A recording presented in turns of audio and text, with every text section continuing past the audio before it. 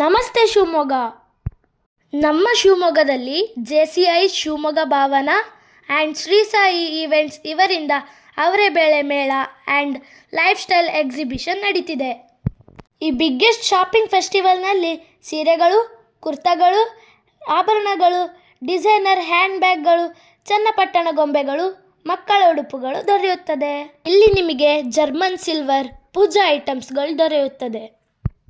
ಇಲ್ಲಿ ಲೇಡೀಸ್ಗೆ ಬೇಕಾದ different types of trendy jewels, kurtis, slippers available ಇದೆ.